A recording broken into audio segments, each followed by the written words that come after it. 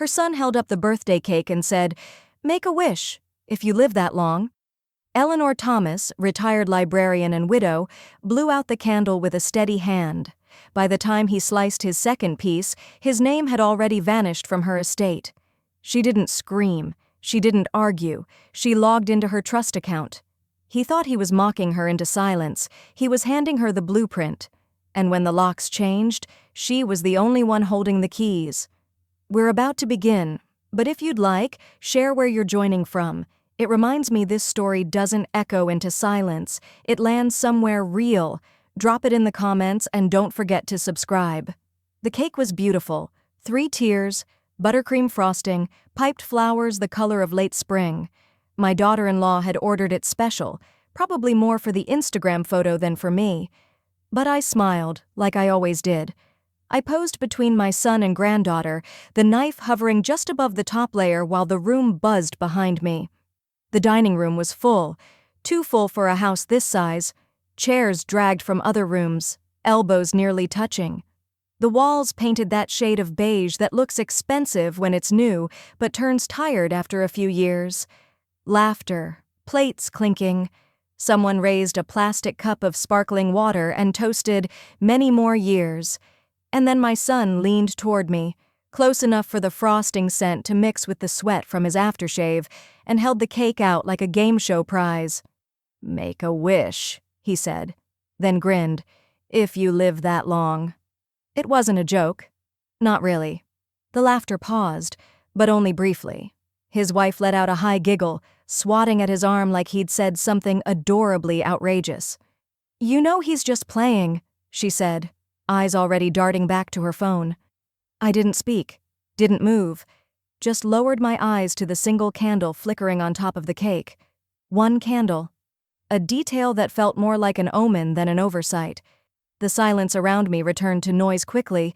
Someone turned the music back up, forks scratched plates, the moment diluted by distraction, but not for me.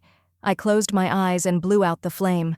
A round of applause followed, polite and automatic. I smiled for the photos, lifted the knife with a steady hand, but the tremor in my wrist gave me away. I tightened my grip until my knuckles went white and sliced into the cake with surgical precision. Inside, something clicked, not broken, but shifted, like a lock that finally understood which way it turned. I was not hurt. Not exactly. Hurt implies surprise. This question mark. This had been circling for months, and now I was paying attention. The photos finished, plates were passed around, the birthday song recycled into background music. I sat down, a sliver of cake on a paper plate in front of me, untouched. No one noticed. Emily, their daughter, my granddaughter, was buried in her phone, texting so rapidly her nails clicked like insects on glass. "Is this your playlist?" she asked without looking at me. Her tone made it clear she didn't care either way. I glanced toward the kitchen. Something tugged at my memory. I stood quietly and walked to the hallway, past the calendar where I marked every medical appointment, every bill due, every day I still remembered to take my pills. The hook by the pantry was empty. Again. My keys. Gone. I didn't say anything. I returned to the table, sat down, bit into the cake like it was communion. Across from me, my daughter-in-law leaned in and whispered something to Michael. They both laughed. She placed her hand on his thigh like a secret. The door to the garage clicked shut, probably the granddaughter heading out for a vape, or maybe to use my car. Again. I looked around my dining room, my walls, my chairs, my table, and saw nothing familiar. I smiled, because now I was documenting. The house didn't creak the way it used to, not because it was quieter, but because it had changed. The rhythm was off. The drawers closed a little too softly. The lights in the hallway were always dimmer than I left them. Doors locked at odd times. Conversations trailed off when I entered the room, and none of it belonged to me anymore, except it did. Legally, on paper. But the air had been repurposed. I was a guest in my own living room. They sprawled across the couch like squatters who'd inherited something by accident. My son's feet on the ottoman, her shoes kicked off under the coffee table, toes painted the color of entitlement. My granddaughter? She was a ghost with Wi-Fi. She didn't see me, not unless she needed a ride or to ask if I had cash for delivery. She once told her friend I was that antique in the corner. I didn't flinch when I heard it. I just added the moment to the notebook I kept tucked behind the cereal boxes in the pantry. I had started writing things down. When they left the house. What time they came back. What packages arrived. What pills I had counted and recounted. What doors were locked from the inside. I wasn't losing my mind. I was building my case. They whispered when I walked in. They paused their laughter, but they didn't stop scheming. That was their mistake. They thought aging meant I couldn't hear, couldn't sense, couldn't follow. One afternoon, while they were out running errands for 3 hours and returned with no bags, I booted up my old laptop and visited the county assessor's site. My fingers moved slower these days, but not dumb. I typed in the parcel number from a water bill and hit search. There it was. Owner of record, Eleanor M. Thomas. Still me. For now. I printed a copy, filed it behind the notebook, wrote the date in red ink. That night, I watched them through the crack in the bedroom door. Arguing. Again. She waved something in her hand. A bank envelope? A statement? Her voice rose in the kitchen, sharp and full of fear. Then softer. When she goes. I couldn't hear the rest. But I didn't need to. My name was ink on too many assets for their dreams to hatch clean. They were budgeting my death into their future.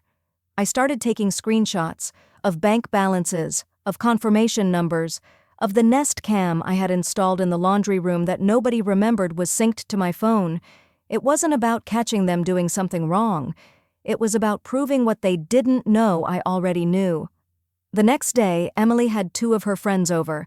Teenagers who barely looked up as they shuffled in, phone cameras already recording, nails long and clicky. They laughed loud, ignored me entirely, and left the door to the bathroom wide open when they used it. At one point, I walked past the hallway and heard one say, "I'd go insane living with a relic like that."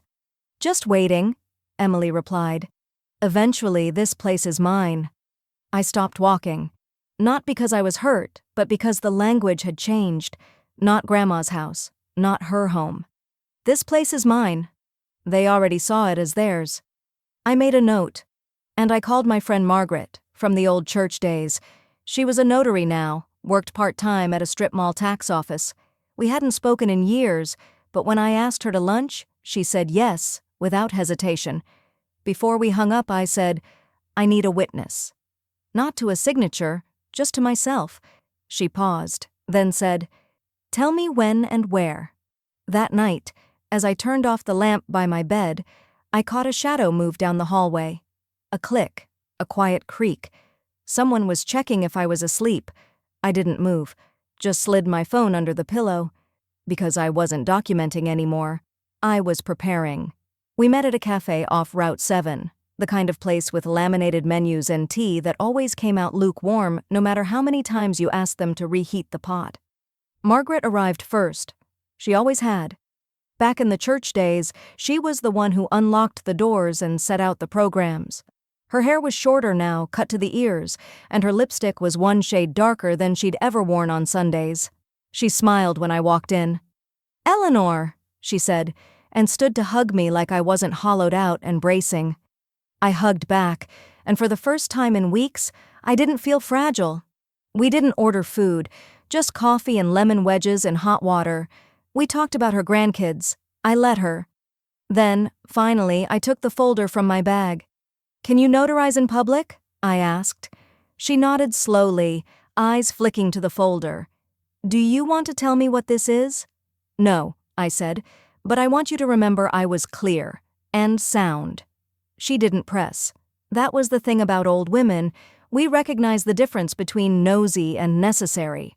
After she left, I sat in my car in the parking lot with the folder on my lap. The leather cover was cracked at the corners, but inside, the documents were crisp. Bank names, account numbers, new trusts, each one named after something that made me feel alive once. Candlewax Holdings, Lavender South, Eleanor Lineage A, names they wouldn't recognize. I'd spent 3 days setting them up, not a lot of money, but enough. Retirement accounts, life insurance reallocations, frozen assets moved into protected shells. Nothing flashy, nothing that would trip alarms, the kind of moves you make when you're not trying to disappear, but to reclaim. I didn't feel triumphant. I didn't feel scared. I felt done waiting, done assuming, done hoping someone else might notice how tightly the air had thinned in that house. Back home, I opened the medicine cabinet and counted my pill bottles, noted the dates, cross-checked with the calendar. My prescription said 30 tablets per month, but I was short. Again. This time by 4. I checked the refill history on the pharmacy's website. They'd picked it up 6 days late. Said I'd been forgetful. I hadn't. This wasn't absent-mindedness. This was management. My hand hovered over the pill bottle for a moment, then dropped to the drawer where I kept old receipts. I added it to the file. A small whisper in a growing chorus of red flags. They weren't just waiting for me to go, they were adjusting the pace. The next morning, I researched attorneys. I didn't want anyone flashy, no billboards or slogans, just someone who understood silence, someone who knew how to move money and names and property like puzzle pieces, someone who wouldn't flinch when I said, "They've already priced my absence." I found her, a woman named Denise with a voice like folded linen, sharp but soft.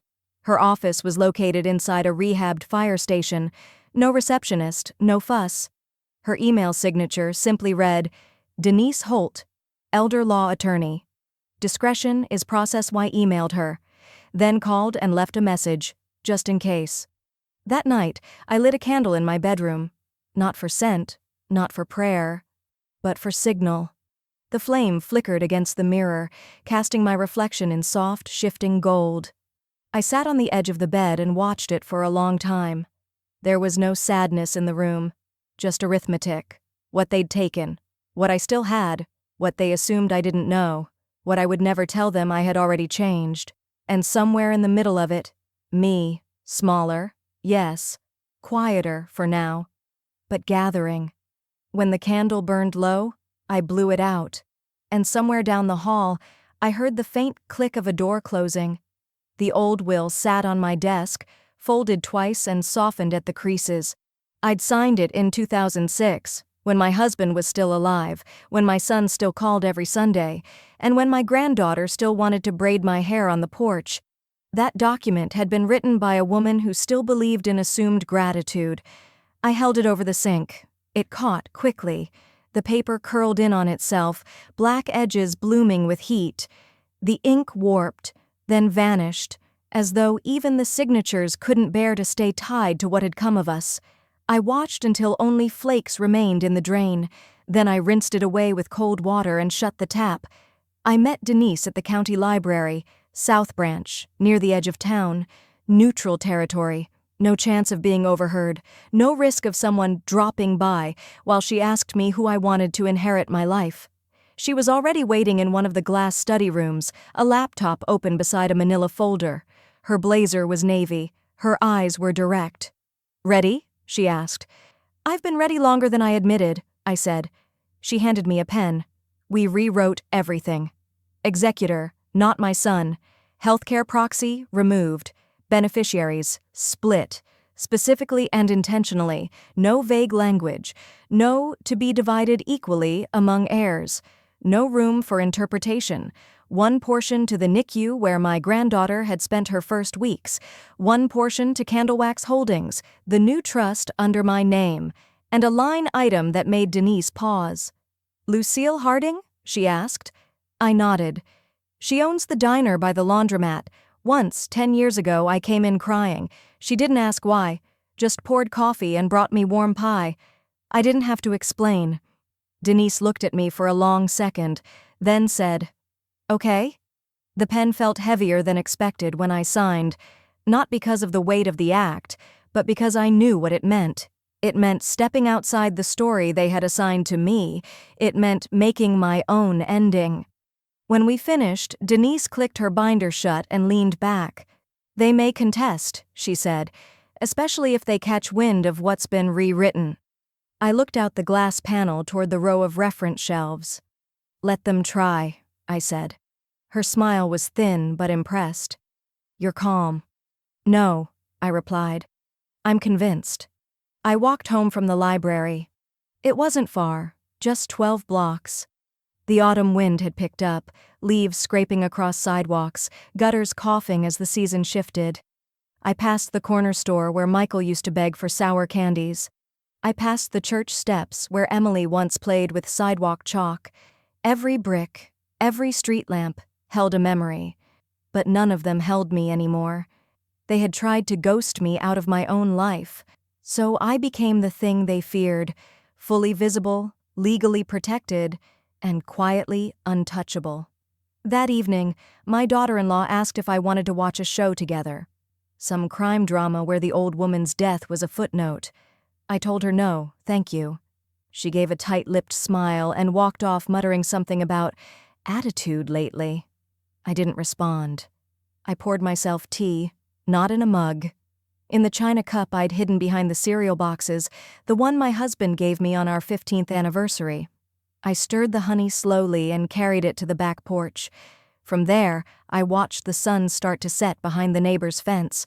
Inside the house, someone slammed a door. I didn't flinch. I just took another sip, because they still thought I was fading. But I'd just redrawn the map. The notification came through at 9:47 a.m. Joint debit card access, spending limit changed to $0. I watched the Nest Cam footage from my phone, the grocery stores, fluorescent glare catching just enough of her expression to make me smile. She stood at checkout, 2 bags already scanned, swiping again and again. The beeping got faster, then louder, then stopped. Her mouth moved, asking, arguing, insisting. The cashier shrugged. My daughter-in-law turned toward the camera above her with a glare that didn't quite land. She didn't know the store streamed live to the app. She also didn't know who had the master login. When the manager came over, she put on her politest tone. But you could see it. The panic creeping in behind her eyes. She left without the groceries. He followed her out, red-faced, holding nothing. "Back home?" they yelled. I didn't hear them directly. I didn't have to. Nest Cam audio, laundry room mic, laundry door slightly ajar. I had the feed rolling. "You didn't tell me it was joint?" she snapped. "It wasn't," my son barked. She must have..." Silence. Then, "She did this." They'd left their laptop open in the living room once, weeks ago. I remembered. I'd walked by and seen the screen, their restructuring plan. They had tabs open for financial consolidation, end-of-life insurance hacks, a cost-splitting calculator titled Post-Mom. Now they were in freefall. And the best part? My granddaughter was filming the entire meltdown for TikTok. I'm sure she thought she was being ironic, mocking her parents' boomer stress or whatever nonsense the algorithm liked this week. She titled the clip, "Watching My Parents Lose It Over a Frozen Debit Card." She added music, laugh tracks, subtitles. She didn't know I followed her account, didn't know I screen recorded it, didn't know I had an attorney who specialized in financial abuse against elders. Her TikTok was just a teenager's petty performance, but to me, it was Exhibit A. That same afternoon, Denise filed a formal ownership reaffirmation with the county. Everything, the house, the remaining joint accounts, even the utilities, were updated to reflect sole authority under my name. My lawyer didn't raise her voice. She didn't send warning shots. She filed, discreetly, legally, permanently. The notice came via certified mail. I kept the green receipt. It meant that without my written approval, they could no longer refinance the house, rent out a room, sell property, claim shared expenses. They were, legally speaking, my guests. At 6:22 p.m., I heard the front door open hard, footsteps, heavy, rushed, then pounding. 3 sharp knocks against my bedroom door. I didn't answer. "Mom?" he said, not soft, not warm, just clipped. "Mom, we need to talk." I turned the page of my book slowly. The cover was worn. I wasn't really reading. The door handle jiggled. "Mom!" Then louder, "Eleanor." He never called me that unless he was scared. I set the book on my lap. The Nest cam on the hallway shelf recorded the whole exchange. He knocked again. I remained silent. Finally, I heard him curse under his breath and walk away.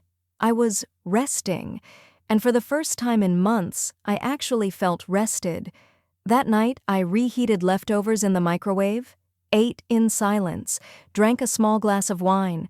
I listened to the quiet like it was a symphony only I could hear, because power wasn't rage, or revenge, or righteousness.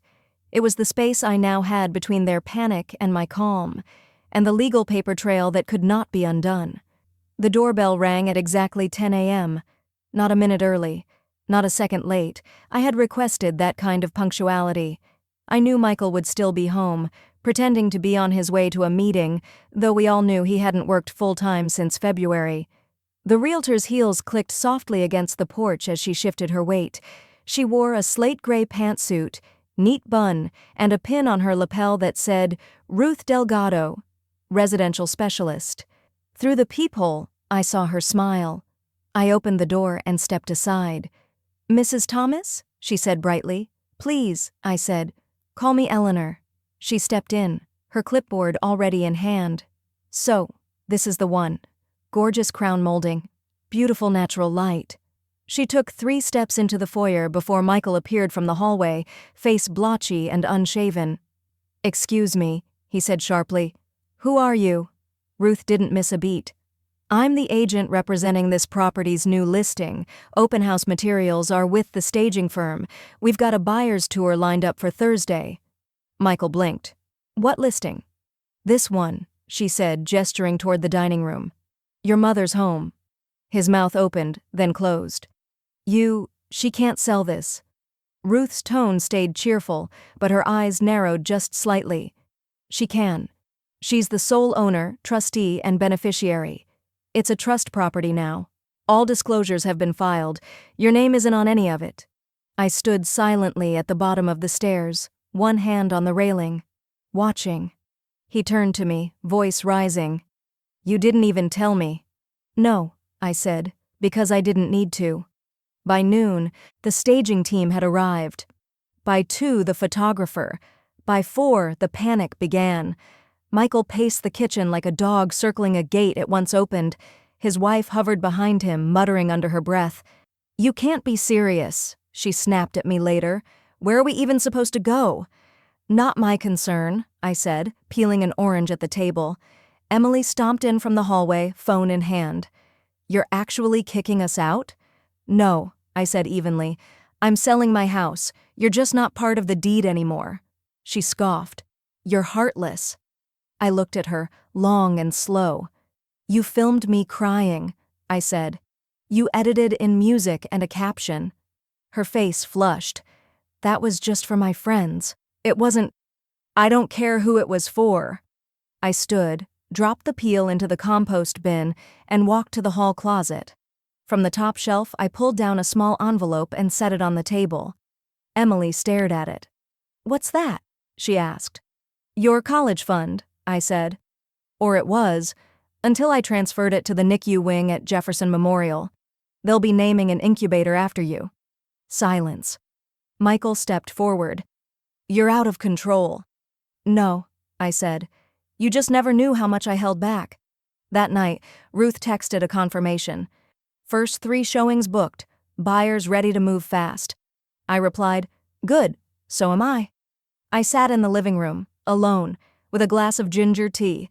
Across the hall, I could hear muffled voices, Michael and his wife, arguing again, this time with less fire. Panic, not pride, had taken over. They weren't planning anymore. They were reacting, and that's how you know the shift is real. He didn't knock. He just stood on the porch, hands shoved into his coat pockets, rocking on his heels like a boy summoned to the principal's office, but unsure if he should apologize or explode. She sat in the car behind him, arms crossed, sunglasses on, mouth a tight line of entitlement. Engine running, ready to speed off or spin the narrative, depending on the outcome. I watched from the window for a moment longer before opening the door. Lemonade? I asked. He blinked, caught off guard. I stepped aside, holding the glass out like an offering, not of peace, but of politeness. That's all I had left for him. He took it, hesitantly. The glass clinked against his ring. My late husband's, which I had passed down when Michael got married. He wore it loosely now, as though it belonged to someone else. We sat on the front steps. He didn't speak right away. Just stared out at the sidewalk, sipping the lemonade slowly like it might buy him time. I didn't come to fight, he said. I didn't invite a fight, I replied. He shifted, then reached for the manila envelope I had already placed beside me. I passed it over without ceremony. Inside, the new will, the trust summary, the healthcare proxy scrubbed clean of his name. He flipped through the pages with the same expression he used to give tax documents, half confusion, half resentment. His hands trembled at the signature page. "You can't be serious," he said finally. I didn't answer. "You've erased me." "No," I said, watching a robin flutter on the power line. "I just stopped pretending." He let out a brittle laugh. "So this is revenge. This is protection." He looked up, eyes red-rimmed, not from tears, but from the erosion of certainty. "You're making a mistake," he muttered. "You're choosing outsiders, strangers, over your own family." I turned to him, steady. "You already made yours," I said. "You looked at me like a burden, like a line item. You called me senile behind my back and priced my value by the square foot of this house." His mouth opened. I didn't let him speak. "You were supposed to guard my name. Instead, you plotted how to profit off it." He lowered his gaze. From the car, his wife honked once, short, impatient. I stood. "There's a copy for your records," I said, nodding toward the envelope still in his lap. "I've also submitted it to the courthouse and my attorney, fully notarized, fully filed."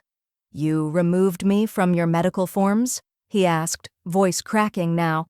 "Power of attorney, emergency contact, end-of-life care, all reassigned." "To who?" "Someone who's proven they'd show up without asking what's in it for them." He didn't respond, just stared at the sidewalk like it could explain how this all slipped from his fingers. I stepped back inside and closed the door gently behind me.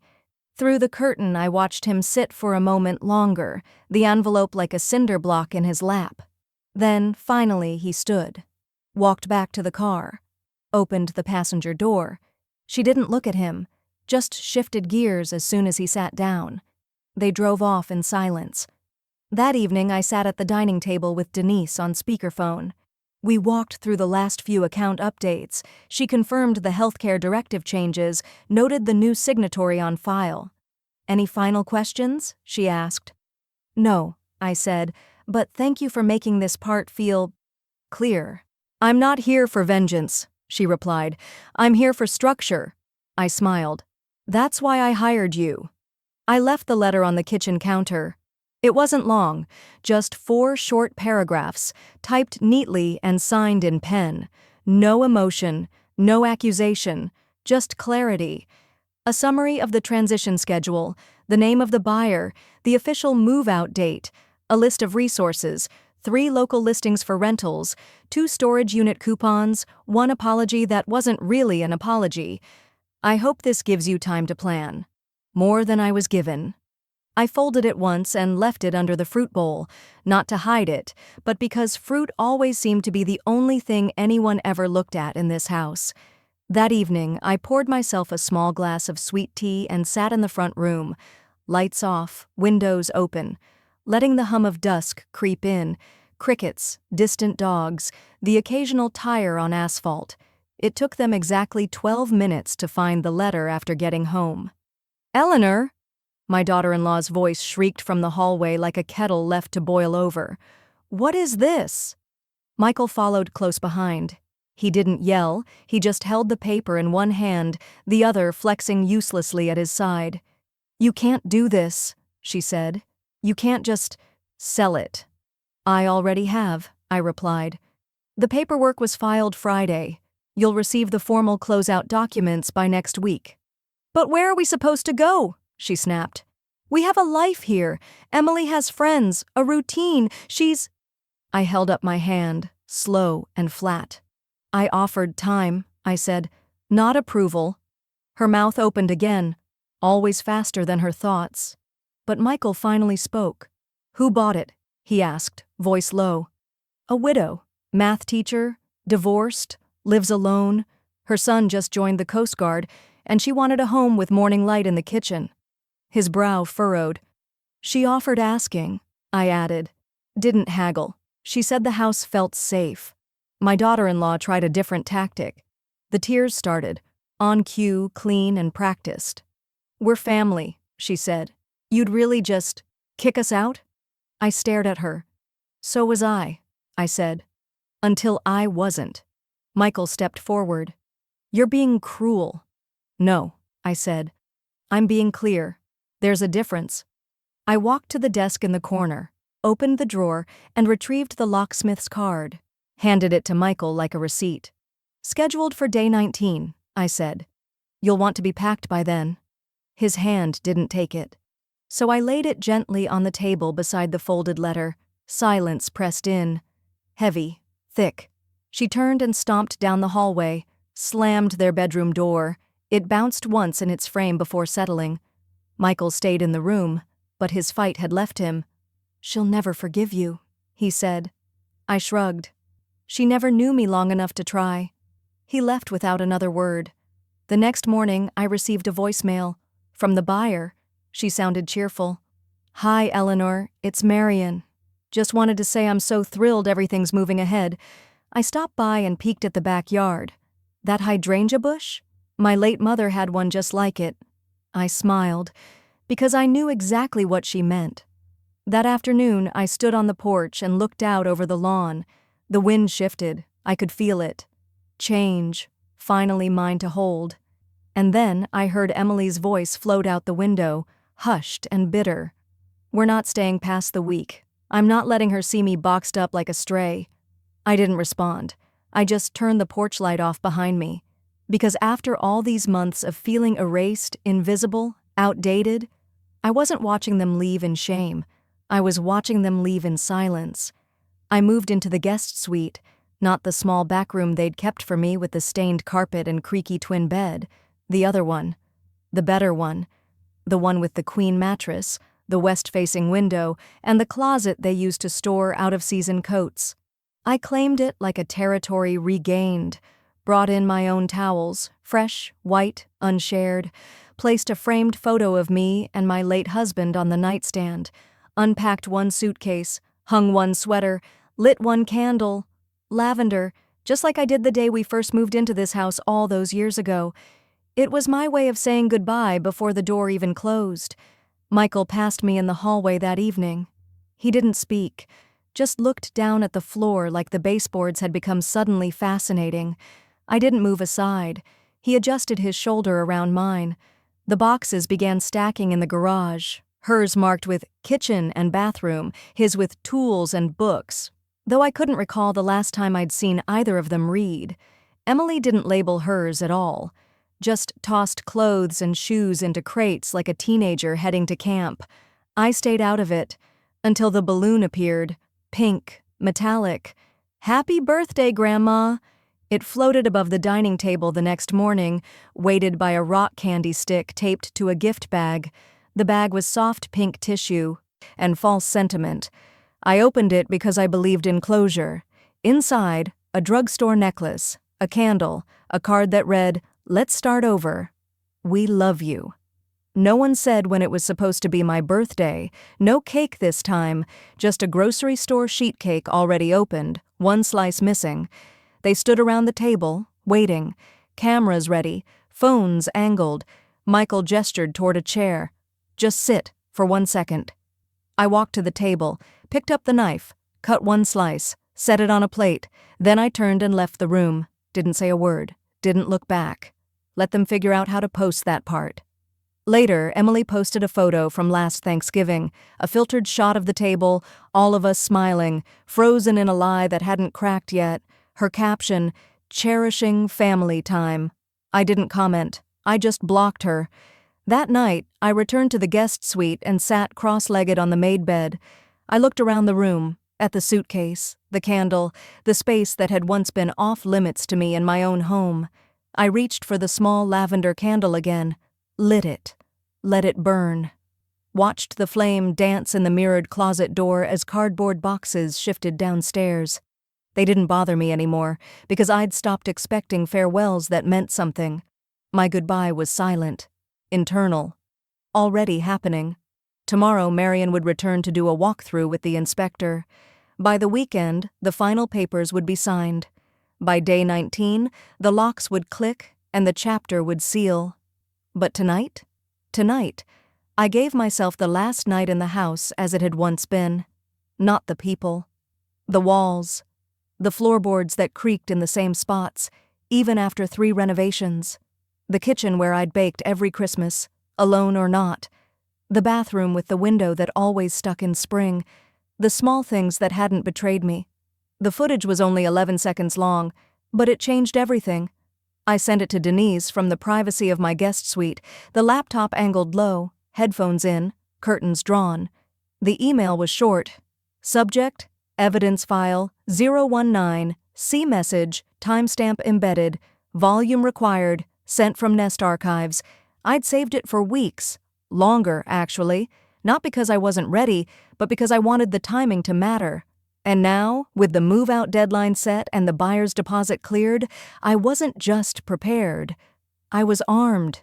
In the video, Michael stood in the kitchen, backlit, slightly blurred by the camera's angle through the pantry shelf. His voice, however, came through crisp and stupid. If she sleeps past 9 again, I'm transferring the rest. She won't even know. You want her funeral catered or not? Laughter. His wife's. Not nervous laughter. Not shocked. Complicit. They didn't know the Nest cam in the laundry room had picked up everything. Audio sync, date stamp, full clarity. They hadn't noticed it blinking in months. Forgotten eyes see the most. I watched the clip once more just to be sure, then clicked send. Within 2 hours, Denise replied. Subject, protective motion filed. Attachment, Form 128B, financial coercion evidence. 4th Judicial Circuit. Her voice was even when she called. They crossed the line from unethical to criminal. This clip, it's everything. I didn't need everything. Just enough. She filed for a protective injunction the next morning, invoking elder protection statutes in the state of Missouri. It wasn't a criminal case. Not yet. But it didn't need to be. Because what the court gave us in return was more powerful than any accusation. A sealed ruling. They could no longer contest the estate. Not now. Not at probate. Not under revision. Not in the future. Even posthumously. It was ironclad. Legally, they were done. Emotionally, that was another matter. I printed the confirmation, folded it, slid it into the envelope where I kept my husband's old train ticket from our honeymoon. It felt right. His journey, now linked to mine. That evening, I sat in the rocking chair by the window. The good one. The one they always moved to the attic because it didn't match the aesthetic. Now it matched my peace. I rocked slowly, the court document heavy in my lap, the lavender candle flickering on the dresser. Through the window, the porch light glowed. Outside, the air had turned sharp, full of autumn and closure. They were still packing. Boxes clunked downstairs. Tape peeled. Muffled swearing. More than once I heard Emily stomp.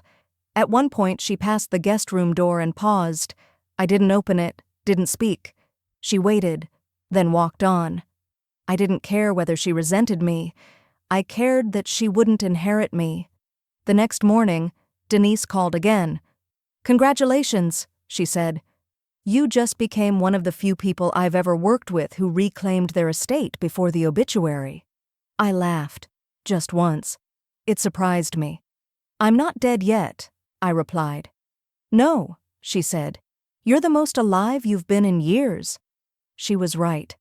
I felt it. In the stillness of that room, in the certainty of that ruling, in the paper trail that could no longer be undone, disputed, or diluted. I watched from the window as their SUV stuffed with resentment rolled away. The sun was barely up when they finally pulled out of the driveway. I stood behind the guest room curtain, watching without expression. No tears, no smirk, just presence.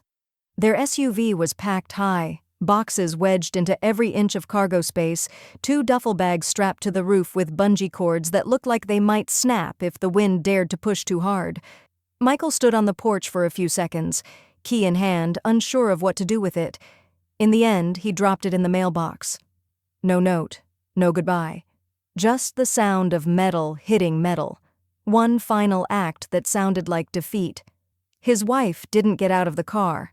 She sat in the passenger seat, arms crossed, sunglasses on, face pointed away from the house like it was something foul-smelling.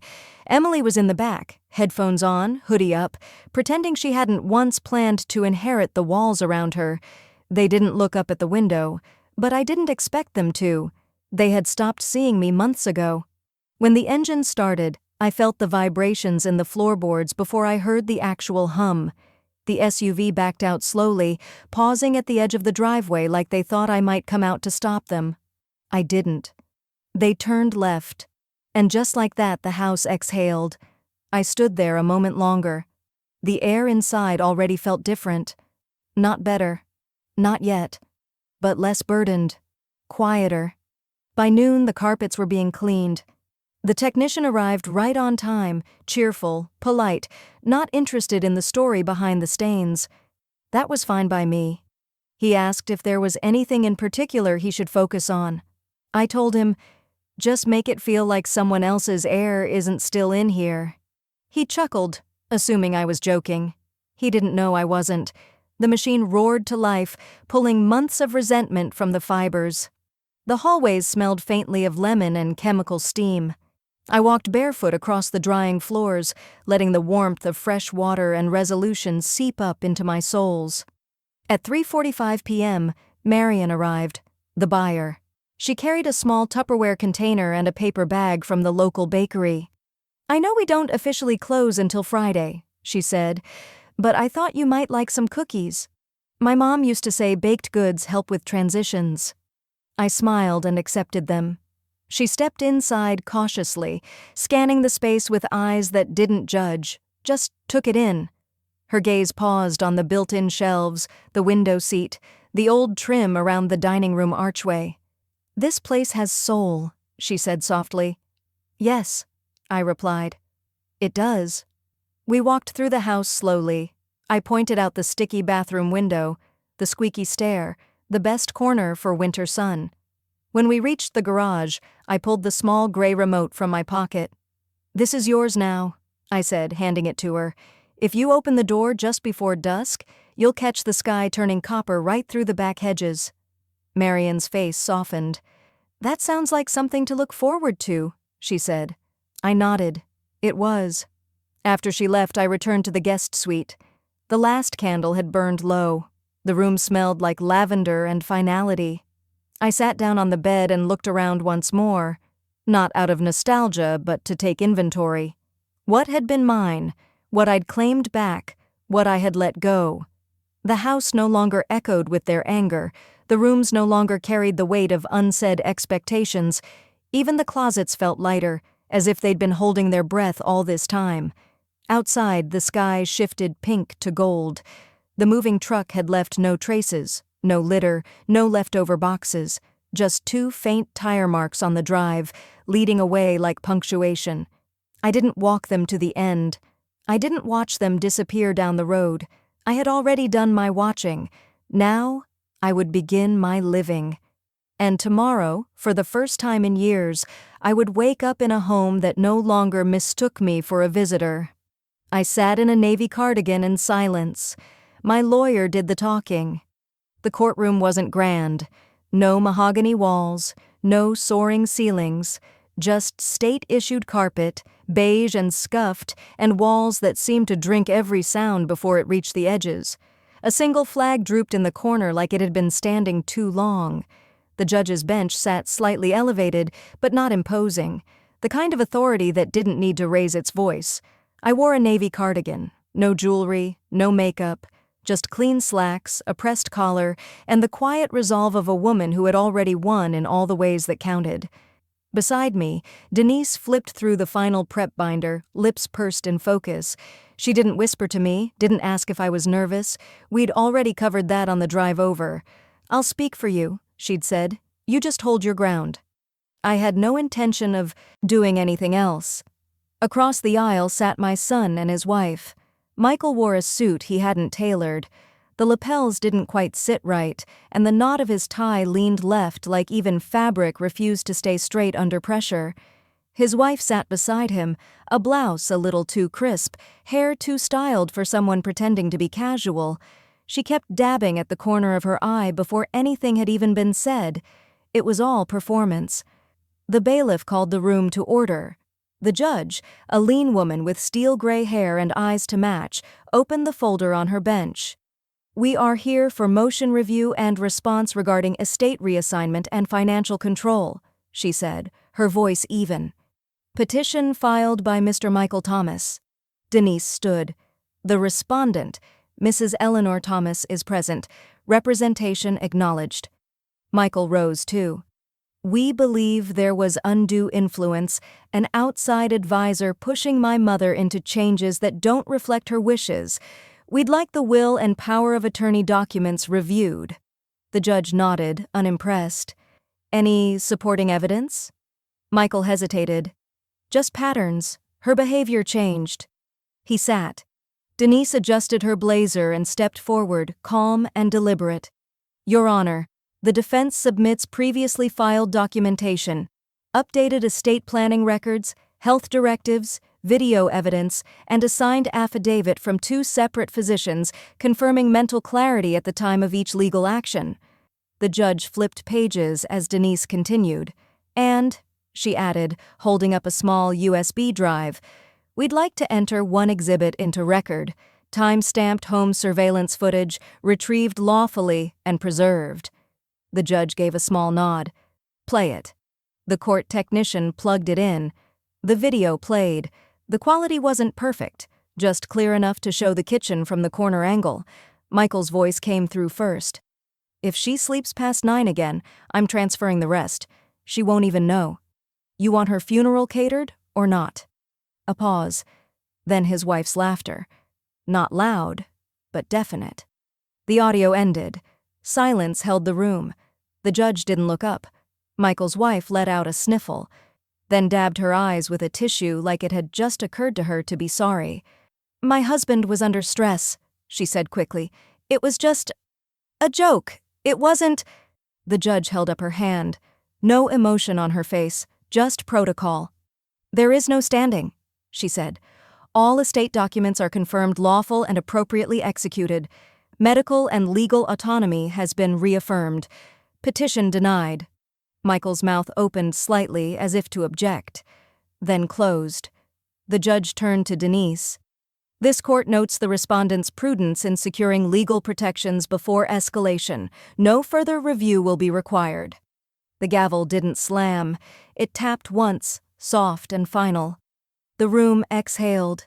Denise reached over and closed the binder in front of her with the same control she used to deliver every win, quiet, tidy, and complete. We stood to leave. Michael stayed seated. His wife finally looked at me, not with fury this time, just disbelief. She whispered something I couldn't hear. I didn't ask her to repeat it. I just followed Denise out the door, one step at a time, my shoes soft on the carpet. Outside, the sun had risen high and proud. It caught the edge of the courthouse window and reflected back at me, sharp and bright, like a life no longer borrowed. And the echo of that courtroom? It stayed behind me where it belonged. The envelope was pale blue, not the manila kind with tabs and seals, but something smaller, thicker, the kind of envelope that once held holiday cards or handwritten condolences. This one held neither. What it held was precision, silence, and the final breath of a decision made long before today. Denise handed it to me across the table in her office. No conference room this time, just the two of us. No coffee, no distractions, just the envelope. "This version," she said, "is the final one, not a draft, not a plan. It's been recorded with the county registrar, 3 independent witnesses, all non-family, all neutral." I didn't touch it yet, just looked at it. that soft blue, almost kind in its appearance, like it hadn't yet earned the weight of what it carried. "I assume you still want to send a courtesy copy to your son?" I nodded. "Yes." She tilted her head. "We don't legally have to anymore, not after the injunction, not after the court confirmed everything." "I know," I said. "But this isn't about legality." She understood. That was why I'd chosen her. Denise didn't ask for justifications when dignity was enough. Inside the envelope was the second will, the one I'd written with no compromise, the one that said, "I remember who showed up, and I remember who didn't." Michael's name wasn't merely absent, it had been formally revoked. Not omitted, but disinherited. The difference mattered. He hadn't been forgotten, he'd been judged. I'd written new clauses, revised, language, specified shares, names replaced generalities. The NICU nurse who held my granddaughter the night she stopped breathing? Her. The church handyman who fixed a leaky pipe under my sink without charging a dime? Him. The barista who called me ma'am, like it was a medal of honor instead of a marker of age? She got the Roth IRA. It wasn't sentiment, it was recognition. I had spent so much of my life giving to those who assumed. Now I was giving to those who saw. Denise folded the packet into a larger mailer, added the signed confirmation of county recording, slipped in one more sheet, a handwritten note I had penned in my own script. I had considered many versions of that note, vengeful ones, wounded ones. But in the end, I chose clarity. "Michael, this is what protection looks like. Eleanor. No warmth, no fire, just fact." I sealed it myself. That afternoon I walked home alone, no ceremony, just the hum of traffic, the rustle of wind, and the quiet drum of closure in my chest. At the front door, a leaf had blown up against the welcome mat.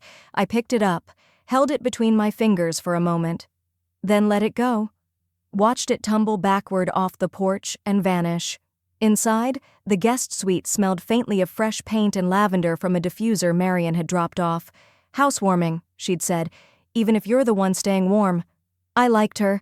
She never asked for stories, just respected that I had them. That night I sat with the lamp low and the fireplace crackling. The original will, the one I had burned weeks ago, no longer haunted me. The second will didn't either. It didn't feel like revenge. It felt like a ledger balanced. Just before bed, my phone buzzed once.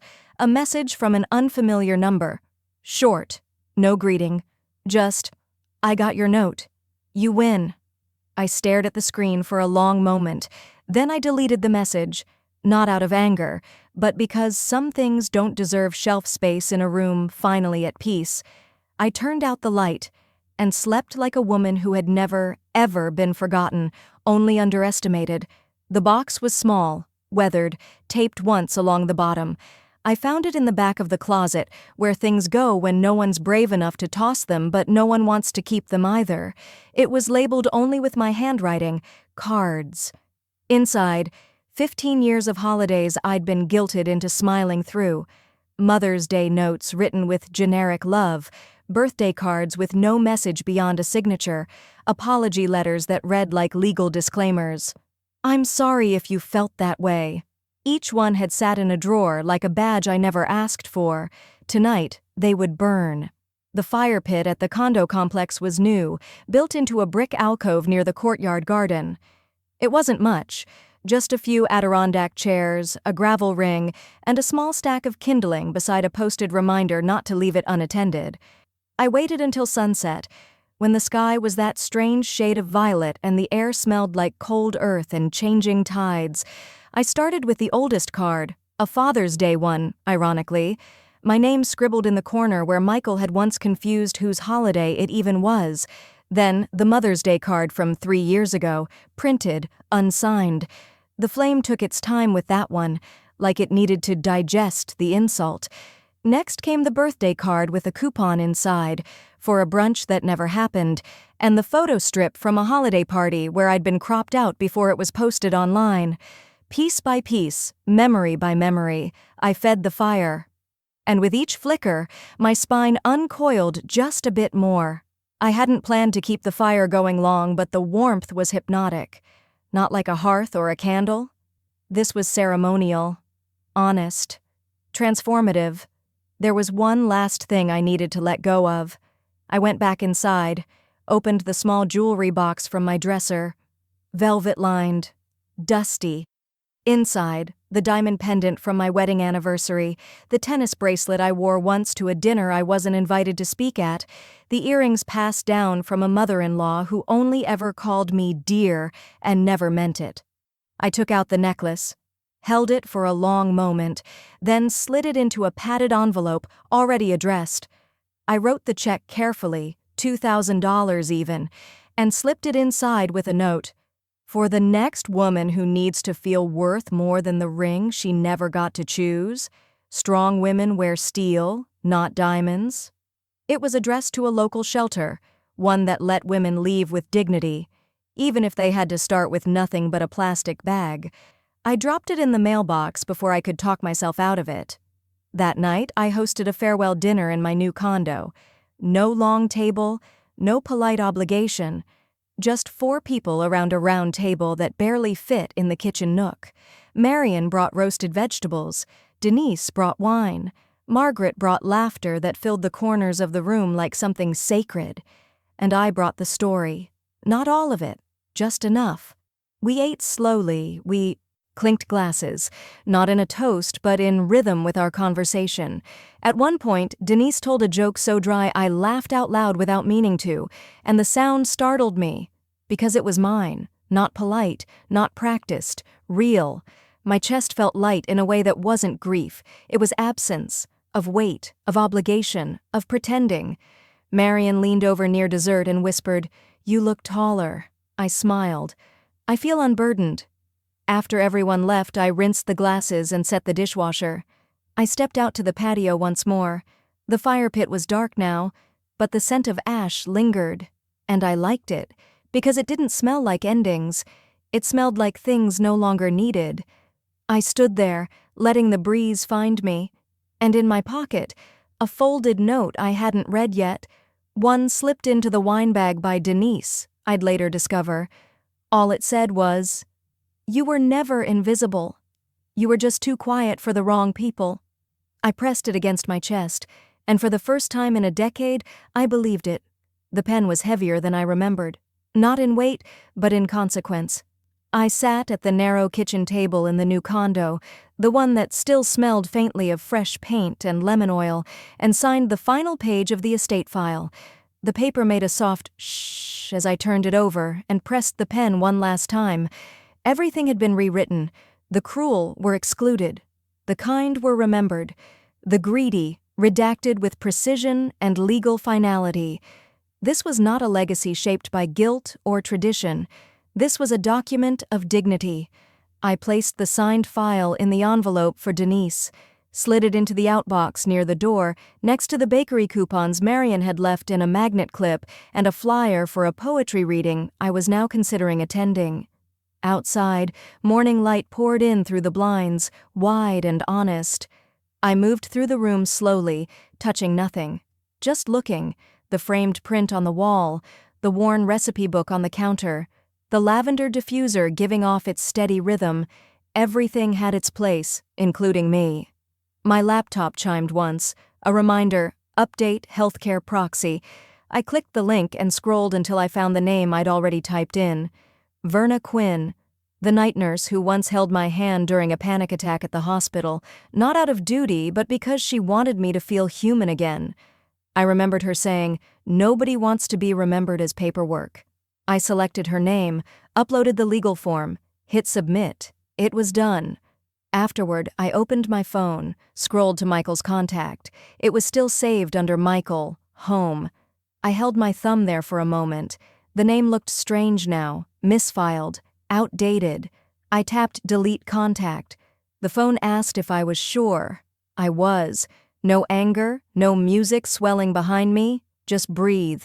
One deep inhale, one steady exhale.